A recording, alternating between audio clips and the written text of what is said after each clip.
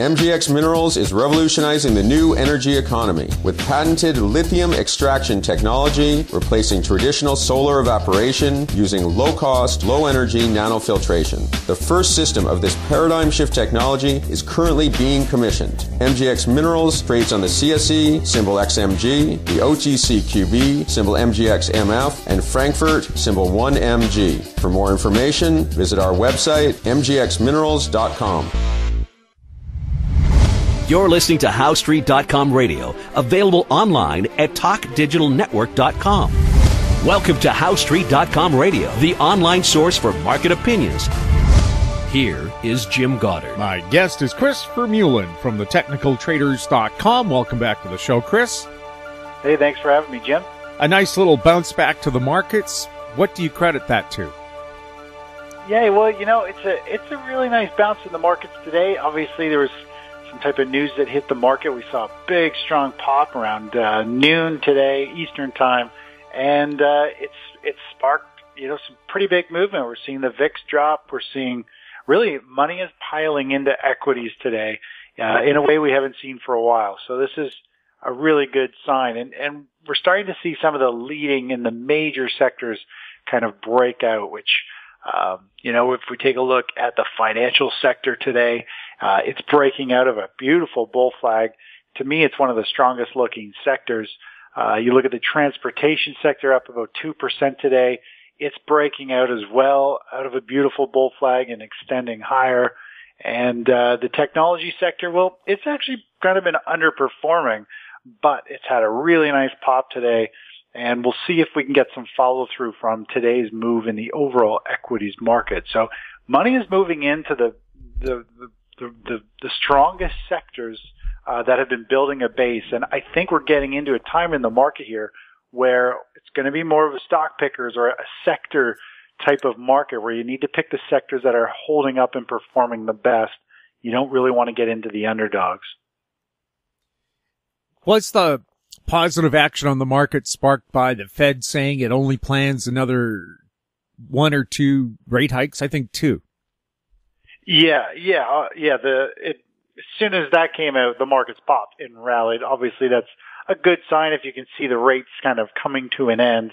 So that's they've been on fire raising the rates. So knowing that they're going to ease off is definitely a good thing here. And of course, that has put a huge drop in the U.S. dollar. Obviously, if interest rates are going to be coming to an end, it's not really that bullish for the U.S. dollar, and the dollar is falling very hard today, down about 0.6%. And of course, that is helping lift commodities. If the U.S. dollar does start to come down, does that make gold more affordable? It does. As the dollar comes down, it's going to start to move commodities higher. And, the dollar has been in a very strong uptrend. It's been bouncing up the support trend line for a while, since early September. And today we're back down to the fourth time that this support trend line has been tested. And, the price action, I spoke with subscribers this morning talking about how the price action in November for the U.S. dollar is very different than the previous month and a half before that. And what we've been seeing in November is actually bearish price action in terms of how the dollar has been moving on a day-to-day basis. And this morning when it was up trading at more or less new multi-month highs here, I was talking about how it's actually a bearish thing. And if we drop back down and break below this support trend line that the dollar's been running up, it's going to be extremely bullish for the commodities in general. And I think we're going to see precious metals put in a significant bottom and could start a huge rally here. We'll have more with Chris Vermeulen right after this. Hi, I'm Douglas Mason, President and CEO of Rainy Mountain Royalty Corp., RMO, on the TSX Venture Exchange. Rainy Mountain Royalty Corp. is a Canadian-based mineral exploration project generator. The company currently holds multiple property interests in Ontario with joint venture partners and is seeking further joint venture partners for other drill-ready properties in our portfolio. For more information, please visit our website at rmroyalty.com or call me at 604-922-2030. Vatic Ventures Corp. is a potash exploration company focused on the Korat Basin in Thailand, the world's largest undeveloped potash resource. Vatic's management has extensive potash exploration and development experience in Thailand. Vatic will have marketing advantage compared to Western producers. Drill program commences this spring. Vatic trades on the TSX Venture, symbol VCV, and on Frankfurt, symbol V8V2. Visit our website, vaticventures.com. Welcome back. We're speaking with Chris Vermeulen. Chris, you said precious metals should have some good performance here. The actual metal or the miners? Well, really, they both should. Like, gold has been holding up the best over all the different, over gold, silver, and miners, simply because it's seen as more of a safe haven place. So the average investor will naturally kind of just say, oh, I'd like to buy some gold.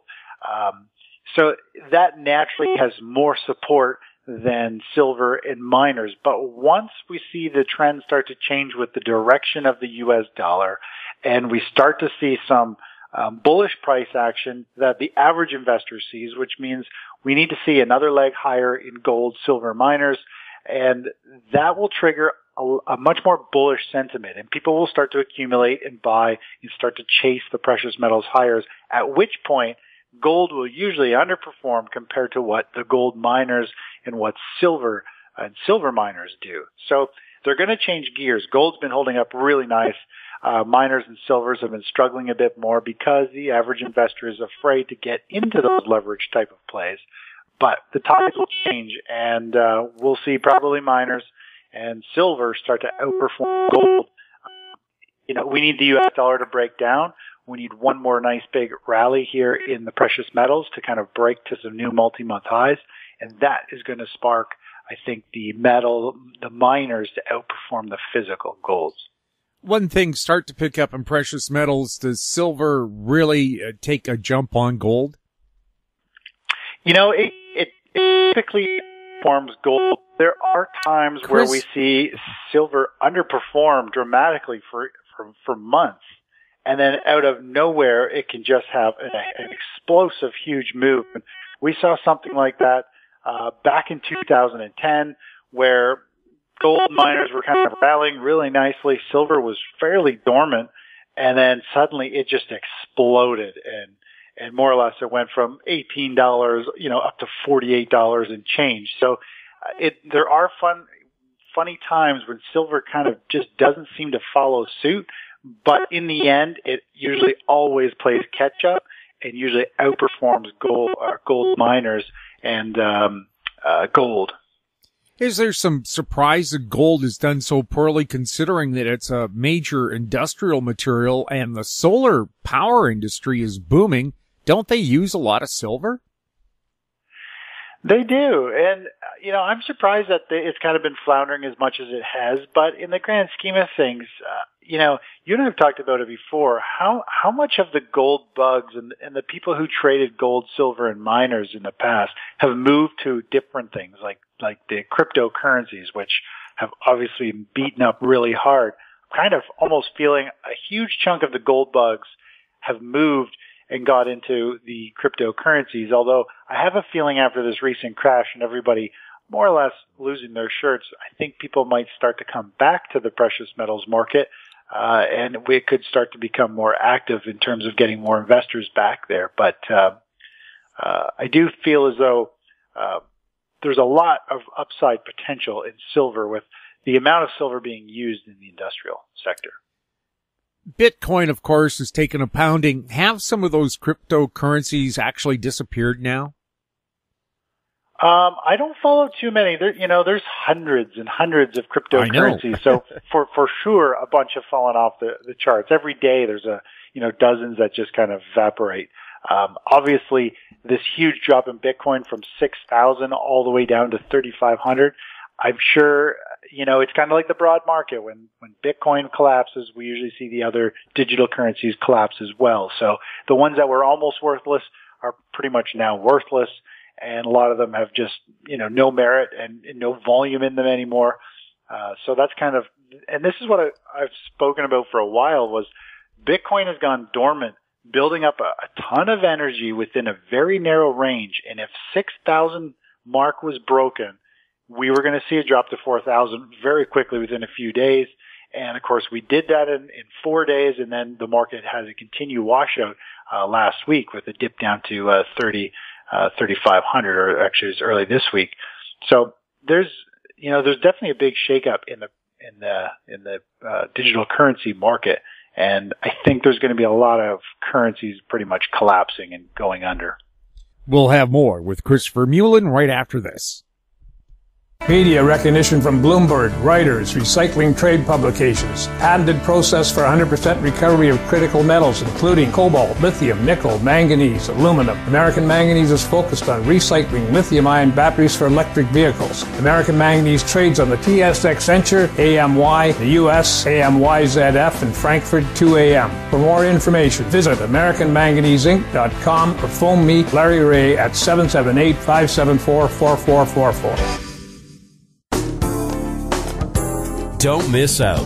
Stay informed. Receive the HowStreet.com weekly recap with thought-provoking podcasts, radio, and articles delivered to your inbox. Sign up for the HowStreet.com weekly recap on our homepage at HowStreet.com. Welcome back. We're speaking with Chris Vermeulen. Chris, do you see strong action continuing with natural gas?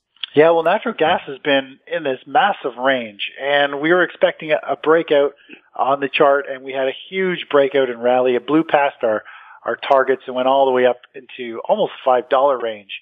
And right now it is still a very bullish pattern. It is huge volatility. We're seeing, we're seeing 60 cent, 70 cent ranges in a $4.50 commodity. So we're seeing massive ranges. Today it's up 11%.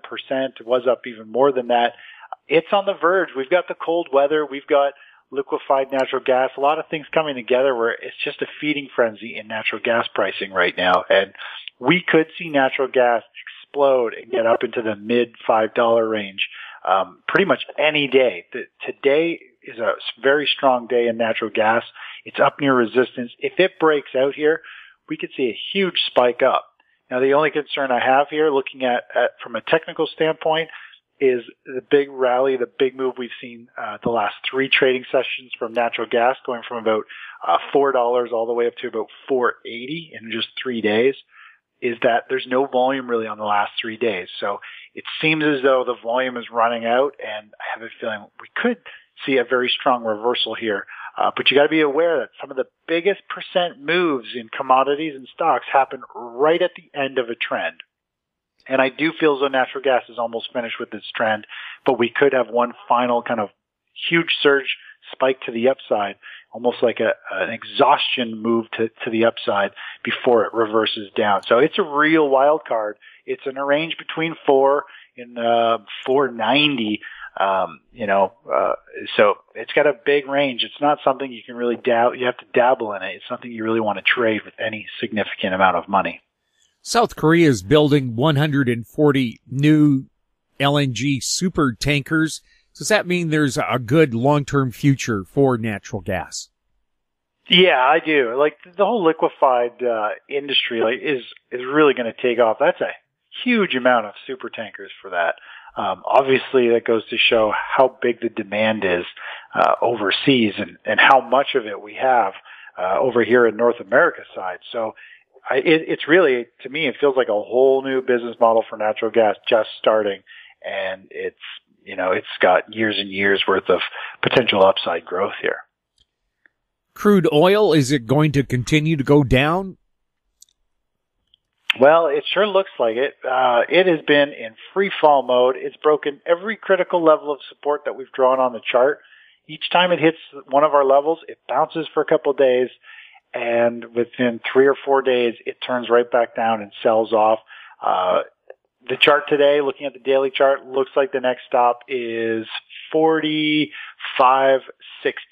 Right now we're trading at about $50 a share. So it's got another 10% slide here that could happen in 1 or 2 trading sessions, the way that it's been moving and picking up speed with big volume. So I do feel as though there's more downside. The chart hasn't shown any signs of strength at this point, and breaking down to this 46 level, this 45 level will be a significant pivot pivot point for it to find support. Is this a case of oversupply plus seasonality combining to bring down prices?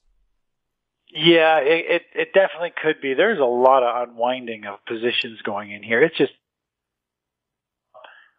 selling effect, and volume is ramping up as it continues to slide, which we haven't really seen a big capitulation blow off in volume yet in a type of price. It's getting there. I think we're close, but I think we still have another week of some pretty insane volatility for crude oil, and it doesn't have anything going in its favor right now, whether it's technicals, seasonality, you name it. It's just in free fall mode, and it's trying to find a bottom. And it's good. At this rate, it's going to be a very sharp bottom. It could very much so be like a V-shaped recovery where we kind of go straight down and it bounces and then it rips to the upside and could rally for a week or two and have a very strong recovery. So it's just a big question is when is it going to find support? It's bounced off our support. It's trading right at it again today. But it looks like it's on the verge of breaking down and continuing that another 10% down from where we are right now. Chris, thank you so much for being on the show. Hey, always a pleasure, Jim. Thanks for having me. My guest has been Chris Vermeulen from thetechnicaltraders.com. You're listening to HowStreet.com radio. Our popular YouTube channel is Talk Digital Network. Find us on Twitter at HowStreet. Questions for the show or our guests can be sent to info@HowStreet.com. I'm Jim Goddard. Thanks for listening. Comments made on HowStreet.com radio are an expression of opinion only and should not be construed in any matter whatsoever as recommendations to buy or sell any financial instrument at any time. Available online at TalkDigitalNetwork.com. HowStreet.com radio is a production of HowStreet Media Incorporated.